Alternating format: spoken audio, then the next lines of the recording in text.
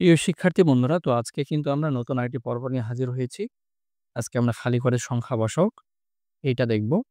পাশাপাশি আমরা আমাদের যে অনুশীলনী যে সমাধানটা আছে ৫ নম্বরের সেটা দেখব। তো আমার মনে হয় আগে ৫ নম্বরটাই দেখো।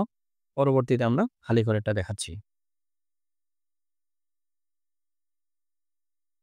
তো এখানে আমাদের প্রশ্নে বলতেছে যে গ্রামবাসীরা গ্রামের রাস্তা মেরামতের জন্য টাকা তোলার সিদ্ধান্ত নিলেন। তো গ্রামে ৩২৪ টি পরিবার আছে।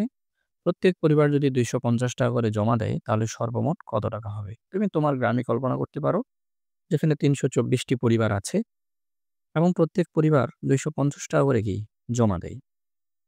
তাহলে একটা পরিবার ৳২৫০, আরেকটা ৳২৫০, ৳২৫০, ৳২৫০ এভাবে ৩২৪ টি পরিবার দেয়। এটা গুণের মাধ্যমে সহজেই করা যায়। তো আমরা এটা এভাবে লিখতে পারি যে, একটি পরিবার জমা দেয় ৳২৫০ এবং ৩২৪ টি পরিবার জমা দেয় বেশি হলে এই জায়গায় গুণ হয়। আচ্ছা। তো এই ৩২৪ টা আগে লিখেছে আমাদের ম্যাডাম। তো ২৫০ টা আগে লিখবে, যদিও এটাতে কোনো সমস্যা নাই। তারপরেও মনে রাখবে যে উপরেরটা সবসময় আগে হয়। তাহলে এটা গুণ করব আমরা এখন। তো গুণের সময় আগে পাশে হলে কোনো সমস্যা নাই। তো গুণ তো তোমরা পারোই। তো সর্বমোট এত টাকা। তো তোমরা স্ক্রিনশট দিয়ে নাও অথবা পজ করে তুলে নাও। এখন আসো আমরা খালি করে সংখ্যা বসানো নিয়ে আলোচনা করব। এখন খালি করে সংখ্যা বসানো নিয়ে আলোচনায় আমরা একটি পর্ব করেছিলাম। তোমরা দেখে নিবে ধারাবাহিকভাবে আমাদের প্লেলিস্ট থেকে সব ভিডিওগুলা। কারণ একেকটা ভিডিওতে নতুন এমন কিছু কথা থাকে যেগুলো আসলে তোমাদের জন্য দরকার। এখন দেখো, এখানে আমি কিভাবে বুঝবো যে এখানে ২ হবে? তো এখানে ২ হবে বোঝার উপায় হচ্ছে ৭ এর নামটা পড়বো। এমন কিছু একটা এখানে বসাতে হবে যেন এখানে ৪ আসে। তাহলে ৭ এর নামটা পড়তে থাকি। ৭ দোকানে ১৪, হ্যাঁ? ৩ সাথে ২১। তো ৭ এর নামটা পড়লে আমরা দেখব যে আমরা একটু পড়েই দেখি। ৭ একে ৭, ৭ দোকানে ১৪, ৩ সাথে ২১, ৪ সাথে ২৮, ৫ সাথে ৩৫, ৬ সাথে ৪২, ৭ সাথে ৪৯, ৭ ৮ ৫৬, ৭ ৮ ৫৬, আচ্ছা এটাতে তো ৬, ৪ লাগবে। ৭ নং ৬৩। তাহলে অর্থাৎ এমন কোনো কিছু নেই ৭ এর নামতায় যেন করে এখানে ৪ আসতে পারে। তাহলে একমাত্র ২ ই পক্ষে সম্ভব। তাহলে এটা ২ হয়ে যাবে। আচ্ছা, এরপরে আসো। তাহলে এটা হচ্ছে ৬, ৬ সাথে ৪২, ৬ সাথে ৭ তো ৬ তো আছে এখানে ৭ ও আছে। তো ৬ সাথে ৪২ আর হাতের কত ছিল ১, তাহলে ৪৩ হবে। তো এখানে ৩ হবে। তো এটা তো বুঝেই গেলাম। এরপরে দেখো, এখানে এমন কিছু একটা হবে যেন করে এখানে ৩ হয় এবং এই ঘরটাতে যা হওয়ার তা হয়। তাহলে আমি ৭ এর নামতা পড়ব। ঠিক আছে? ৭ এরই নামতা পড়তে হবে। তো ৭ এর নামতা পড়লে আমি দেখি যে ৫ ৭ ৩৫ আর হাতের যেটা থাকে আমাদের ৪। তাহলে সেই হিসেবে ৩৫ আর ৪ এ ৩৯। ঠিক আছে? আচ্ছা।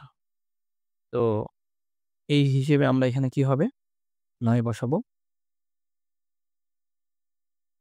৯ টা এখানে কিভাবে বসলো তাহলে? এই যে ৫ ৭ ৩৫ আর হাতের ৪ এ ৩৯ এর ৯। তাহলে এটা গেল।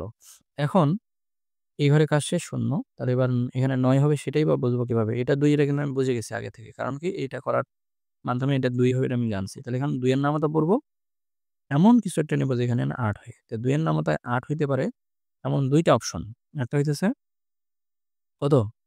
২ একে ২, না ৪ দোকানে ৮, আরেকটা হচ্ছে ৯ দোকানে ১৮। তাহলে এখানে ৪ দোকানে ৮ টা আমি কেন নিব না? সেইটা বলি।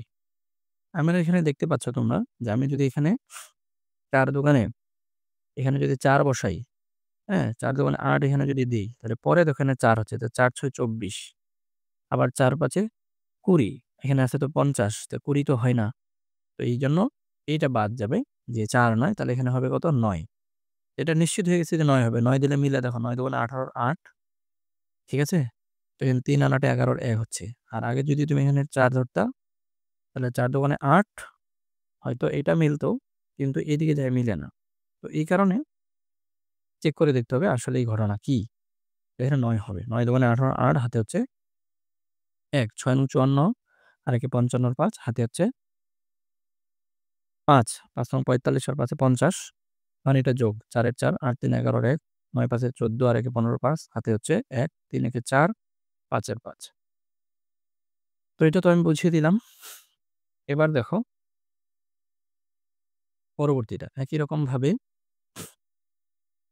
৮ এর এগুলো কিন্তু পরীক্ষায় আসে না, হ্যাঁ? মানে বইয়ে আছে তাই করে দিতেছি এতটাই, এতটুকুই। এখন দেখো ৮ আছে, এখানে এমন কিছু একটা সংখ্যা বসবে যেন করে এখানে ০ আসে। তো ৮ এর নামতায় ০ আসে অর্থাৎ ১০, ২০, হ্যাঁ? ৩০ এরকম এমন কোনো সংখ্যা নাই যেখানে ০ আসা সম্ভব। ই ছাড়া ৫ ছাড়া। ৫ আসলে ৪০ হয়। ৫ আসলে ৪০ এর ০ এটা ৫ হবে বুঝে গেলাম। তাহলে ০, ০, ০ এটা হয়ে গেল।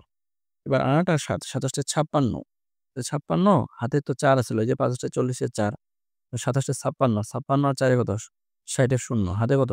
৬, ৮ নং ৭২, ৭২, ৬, ৭৮ তাহলে কিন্তু এই যে ৭৮ এটাও মিলে গেল। তাই এই লাইন কমপ্লিট। তো এটার কাজ শেষ। এটা কিন্তু কি হবে? ০ হবে। এখন দেখো এখানে ১ হবে এটা বুঝবো কিভাবে? এখানে ৫ হবে এটা তো আমি জানছি আগের লাইন করার মাধ্যমে। হুম? এখন এখানে ১ হবে বোঝার উপায় হলো ৫ এর নামতা পড়ব। এখানে আমার ৫ আসতে হবে। ৫, ৫ ২৫ হয়। হুম? ৫ এর নামতায় বহুতগুলা ৫ আসা সম্ভব। কিন্তু এখানে ১ হবে এটা বোঝার উপায় হচ্ছে পরের ধাপে যেতে হবে তাহলে। তাহলে এখানে যদি আমি ধরো ১ এ ধরলাম যে ১ হবে। ঠিক আছে? বা আমি ধরলাম যে এখানে কথার কথা তো ৩ ই হবে। ৩, ৫, ১৫ তো হয়। কারণ তাহলে ৩ হবে। তো ৩ সাথে ২১, ২১, হ্যাঁ? আর একে ২২ তো এই দিন তো মিলে না তো। এখানে ২২ এর যদি ২ দিই তাহলে ২ ১০ হইতেছে। তো ৫ তো মিলে না। তাহলে যদি ১ দিয়ে দেখো তাহলে ৫ একে ৫, আবার ৭ একে ৭ মিলতেছে। ৯ একে ৯ সবগুলাই মিলতেছে। তো এখানে ৯ এ তো আসতে হবে। এখানে এমন যদি ৩ দিই ৩ এবং ২৭ তাহলে ৯ তো আসে না। তাহলে এখানে ১ বসাইলেই কেবল মিলতেছে। তো সেক্ষেত্রে বুঝে গেছি এখানে ১ হবে। তো ১ হলে উপরের গুলাই সিরিয়ালে বসিয়ে দিলাম। এখন ৫ এর ৫, ৮, ৭, ১৫, ৫ হাতে ১, ৯ ৭ ১৬ এর ১৭। এখন এই জিনিসটা তোমরা একটু নিজেরাই একটু বুঝো, চিন্তা করো যে বুঝতে পারছো কিনা। ৩ নাম্বারটা আর আমি কথা না বলি। না বুঝলে WhatsApp গ্রুপের যুক্ত হও বা সহজে শিখো বাংলাদেশ। ৫ম শ্রেণীর লিঙ্ক দেওয়া থাকবে। তোমরা সেখানে হোমওয়ার্ক গুলো করে আমার কাছে পাঠাবে। পাশাপাশি তোমরা করবে। তোমাদের যে সমস্যা হয় যদি কোথাও বলতে, সেগুলো তোমরা পার্সোনালি আমার সাথে শেয়ার করবে। সরাসরি স্যার তোমাদেরকে উত্তর দেব ইনশাআল্লাহ। তো আজকের মতো এ পর্যন্তই। তো আমাদের কিন্তু এই অধ্যায়টা শেষ হলো। পৃষ্ঠা ৬ পর্যন্ত আমরা করেছি। তো এরপরে আমরা ভাগের অধ্যায় নিয়ে আলোচনা করব। তো আমাদের এই ভিডিওগুলো মিস করতে না চাইলে কিন্তু অবশ্যই আমাদের চ্যানেলটি সাবস্ক্রাইব করে আমাদের সঙ্গেই থাকবে। তো আজকের মতো এ পর্যন্তই বিদায় নিচ্ছি। আসসালামু আলাইকুম।